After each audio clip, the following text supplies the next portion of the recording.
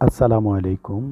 এখন দেখাবো রস্বই এবং হ কীভাবে সুন্দর করে লেখা যায়, একেবারে পারফেক্টলি যেটা বলা যায়, কীভাবে লেখা যায় সেই বিষয়টা দেখাবো। যেমন আমি শুরু করছি রস্বই, তো মূলত রস্বই দেখাবো, তাহলে হ দেখানো হয়ে যাবে।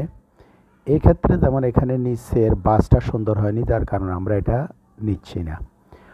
রস্বই এবং হয়ের ক্ষেত্রে নিচের বাসটা যতটা সুন্দর হবে, বর্ণটা ঠিক ততটা সুন্দর হবে।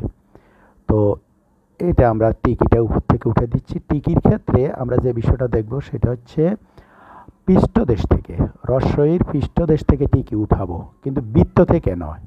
আবারও লিখে দেখাচ্ছি। তো পৃষ্ঠদেশ থেকে টিকিটা উঠিয়ে দিলাম। আর টিকিটার ক্ষেত্রে টিকি একেবারে উপরেও দেওয়া যাবে না, একেবারে নিচেও না। আমি এবারে একটা ভুল পদ্ধতি দেখাচ্ছি, যেটা হচ্ছে আমি যেখান থেকে শুরু করছি বৃত্ত, সেখান থেকে একটু বাইরে চলে যাওয়াতে এই লেটারটিও অসুন্দর, এটা নেওয়া যাচ্ছে না। তাহলে মূলত লেটারটা কিভাবে হবে সেটা দেখিয়ে দিচ্ছি এখন। জি,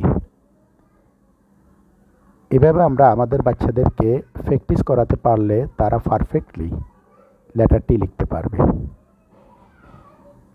এটা বারবার দেখতে হবে। এরপর এখানে আমি নিচের বাসকে আরেকটু বাস করে দিলাম।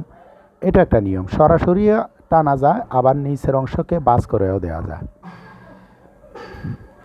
এবারে এই ভুল পদ্ধতি টিকিটা, যেটা বৃত্ত থেকে শুরু করছি, এটাও নেওয়া যাচ্ছে না।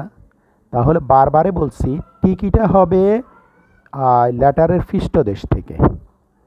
হ্যাঁ, এই আবার দেখাচ্ছি এখান থেকে, ঠিক যেখানে দাগ টানছি এখান থেকে টিকিটা তুলতে হবে।